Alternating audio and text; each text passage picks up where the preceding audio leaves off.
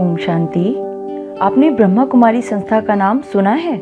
हमें लगता है ज़रूर सुना होगा, क्योंकि ये विश्व की पहली ऐसी संस्था है जहां जाति धर्म भेद से ऊपर केवल परमात्मा और आत्मा का सत्य ज्ञान दिया जाता है।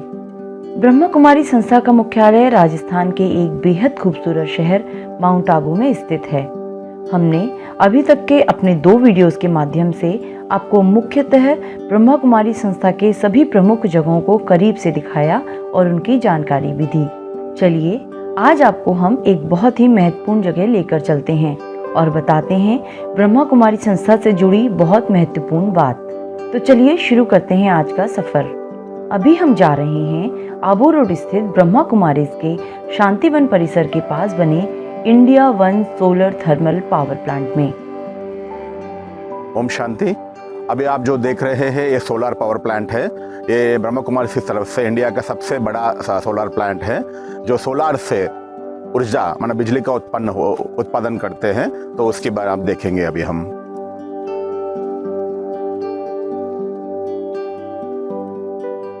ये देखिए, यहाँ चारों ओर कितनी शांति और हरियाली है।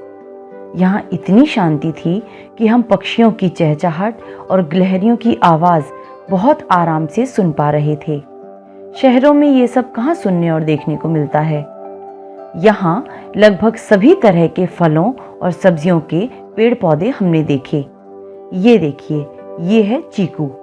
हाँ, वही मीठे रस भरे चीकू फल, लेकिन अभी ये कच्चे हैं, इसीलिए हमें केवल इन्हें देखकर ही अपना पेट भरना पड़ा। चलिए अब आपको लेकर चलते हैं India one solar thermal power plant के करीब। अब आप सोच रहे होंगे कि ऐसा क्या खास है इस सोलर प्लांट में। भारत में तो बहुत से सोलर प्लांट हैं। तो चलिए अब इस राज से भी पर्दा हटाते हैं और आपको मिलवाते हैं बीके योगेंद्र भाई से, जो इस पावर प्लांट के प्लानिंग और सोर्सिंग मैनेजर हैं, और जानते हैं उनसे इस सोलर पावर प्लांट के बारे में विस्तार से। Om Shanti. India one solar power plant में आपका स्वागत है। यह ब्रह्मा कुमारीज का एक रिसर्च प्रोजेक्ट है। इस प्रोजेक्ट में इंडियन गवर्नमेंट और जर्मन गवर्नमेंट इन दोनों का रिसर्च ग्रांट मिला हुआ है। ऑलमोस्ट 70% रिसर्च ग्रांट है और 30% ब्रह्मा कुमारीज की ओर से लगाया है। ये प्रोजेक्ट की यूनिक फीचर ये है कि ये पहली बार ये टेक्नोलॉजी में पूरे वर्ल्ड में फर्स्ट डेमोन्स्ट्रेशन ये प्रोजेक्ट रहा है। इस टेक्नोलॉजी का नाम है parabolic reflector with fixed focus technology. जैसे आप देख सकते हैं ये रिफ्लेक्टर है। ये 60 स्क्वायर मीटर एरिया है, माना 600 स्क्वायर फीट, मतलब 2 बेडरूम हॉल किचन इतना एरिया एक रिफ्लेक्टर में बैठ सकता है, ये एरिया है। और ये रिफ्लेक्टर ऑटोमेटिकली सन के साथ मूव होता है, तो ऑटोमेटिकली ट्रैकिंग है इसमें 3 प्रकार की ट्रैकिंग है। एक तो हम बोलते हैं डेली ट्रैकिंग माना ईस्ट टू वेस्ट ये घूमता है सूरज के साथ। दूसरा है सीजनल ट्रैकिंग, जो नॉर्थ साउथ ट्रैकिंग है, वो सीज़न के हिसाब से सन का पाथ चेंज होता है नॉर्थ साउथ, उसके लिए वो ट्रैकिंग है। और तीसरा इसमें शेप चेंज है। शेप चेंज ट्रैकिंग माना इसमें आप पैराबोला जो है वो कॉन्ट्रैक्ट और एक्सपांड होता है, तो इसलिए इसको शेप चेंज ट्रैकिंग कहते हैं। तो ये तीनों प्रकार के ट्रैकिंग इसमें ऑटोमेटिकली होते हैं। इसके पीछे गियर्स लगे हुए हैं, मोटर्स लगे हुए हैं और एक माइक्रोचिप है जिसमें सारा प्रोग्रामिंग है। वो प्रोग्रामिंग इस डिश को घुमाता है। ये डिश को ऑटोमेटिकली ऐसे घुमाता है कि सन के साथ इसका एंगल ऐसे बनता है कि ये सारा फोकस हमेशा इस पॉइंट पे आएगा, इसलिए इसको फोकल पॉइंट बोलते हैं। तो हर एक रिफ्लेक्टर का एक फोकल पॉइंट बनता है। तो ऐसे 770 रिफ्लेक्टर्स है, हर एक का जो फोकल पॉइंट बन रहा है उसके सामने ही रिसीवर्स को रखा है। तो आप देख सकते हैं ये 600 स्क्वायर फीट एरिया एक छोटे से पॉइंट पे कॉन्सेंट्रेट हो गया है। उस कॉन्सेंट्रेशन पॉइंट पे 1200 डिग्री टेम्परेचर बनता है। ये इतना ज़्यादा टेम्परेचर है कि लोहा भी पिघला देगा। तो ये सारा टेम्परेचर आप देख रहे हैं ये रिसीवर के अंदर जाता है, इसको हम रिसीवर बोलते हैं। जैसे मोबाइल में बैटरी होती है, आप 1-2 घंटा चार्ज करते हो और 20-22 घंटा यूज़ करते हो क्योंकि उसमें बैटरी है, the battery is acting as a storage. ऐसे ही इसमें हीट स्टोर होती है। तो दिन में ये चार्जिंग में सन को ये पूरा अपने अंदर समा लेता है। तो यहाँ 11,000 वोल्ट की बिजली बनती है। हर घंटा 1 मेगावाट माना हर घंटा 1000 यूनिट बिजली बनती है और ये बिजली 24 घंटा चलती है। इसलिए ये दुनिया का पहला प्लांट है जो 24 घंटा कंटिन्यूस चलने वाला है। अब दूसरे सोलर प्लांट देखेंगे तो उसमें आप 6, 7 या 8 घंटा मैक्सिमम चला सकते हैं जब तक सनलाइट आपको अवेलेबल है। मगर इसमें ये विशेष बात है कि ये दिन की सनलाइट स्टोर कर लेती है और अगले 16 घंटा माना 8 hours plus 16 hours equal to 24 hours continuously steam production होता है। और इसलिए कंटिन्यूसली स्टीम प्रोडक्शन होता है, इसलिए कंटिन्यूस बिजली भी प्रोड्यूस होती है। और ये सारी बिजली हम अपने कैंपस में बेचते हैं। यहाँ ब्रह्मा कुमारीज़ का हेडक्वार्टर कैंपस है शांतिवन, जहाँ 25,000 लोगों की रहने की खाने की व्यवस्था है। उन सब के लिए जो बिजली चाहिए वो सारी बिजली हम यहाँ से भेजते हैं। तो जब सोलार से बिजली जाती है तो सारा कैंपस सोलार पे होता है, जब सोलार से बिजली नहीं जाती है तो ग्रिड से सप्लाई आता है। तो दोनों सप्लाई है, ऑटोमेटिक चेंज ओवर है। और ये सारा रिसर्च, ये सारा डेवलपमेंट, ये सारा इंस्टॉलेशन, फैब्रिकेशन, मैन्युफैक्चरिंग अपने ही यहाँ अपने वर्कशॉप में बना है। अपने ही भाई लोग जो संस्था से डेडिकेटेड लोग हैं उन्होंने मिल के ये सारा प्रोजेक्ट बनाया है। इसमें बाहर कोई कॉन्ट्रैक्टर नहीं है, कोई बाहर से कोई एजेंसी नहीं है, कोई कंपनी नहीं है।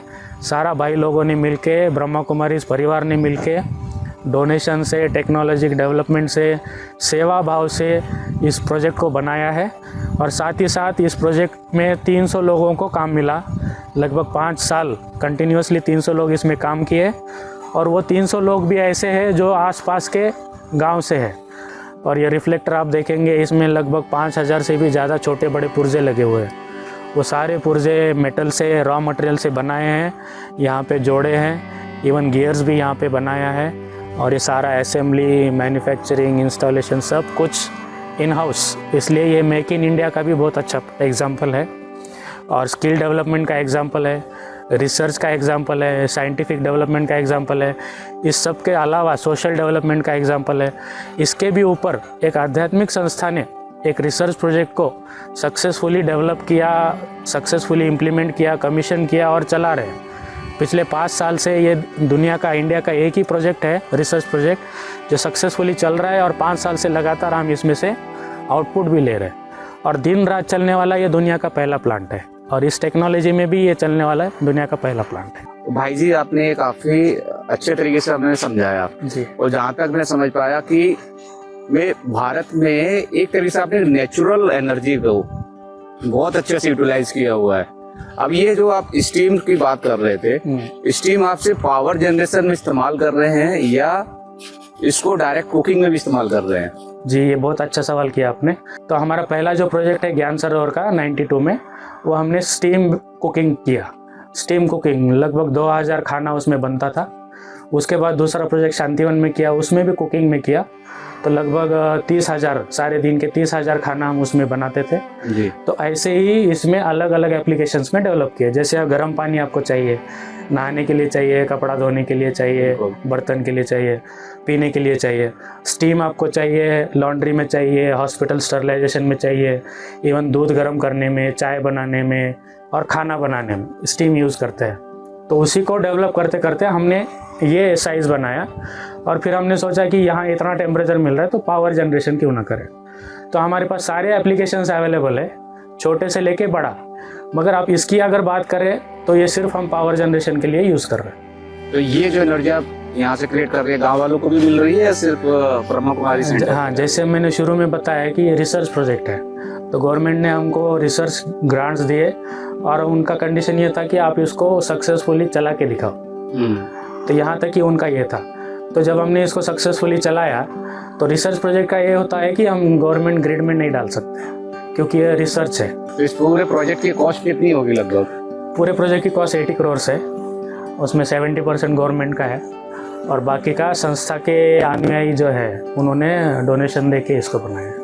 इंडियन गवर्नमेंट को ये दूसरी सोसाइटी, दूसरी संस्थानों में, स्कूल कॉलेजों में या अपने खुद की बिल्डिंग, सरकारी बिल्डिंगों में से इस्तेमाल करना चाहिए। अगर ये बहुत ही सक्सेसफुल प्रोजेक्ट है और हम देख रहे हैं अभी मोदी जी भी कंटिन्यू ये बोलते हैं कि हमें नेचुरल एनर्जी पे फोकस करना चाहिए। अभी धीरे धीरे हम देख रहे हैं पेट्रोल डीजल को मिनिमाइज करने की कोशिश कर रहे हैं। तो उस दिशा में एक महत्वपूर्ण प्रोजेक्ट है ये, जो एक नेचुरल एनर्जी को, आपको रिसोर्स को यूज करना सिखा रहा है। तो देखा आपने किस तरह ये संस्था प्राकृतिक संसाधनों को पूरी तरह उपयोग करके मेक इन इंडिया को भी बढ़ावा दे रही है।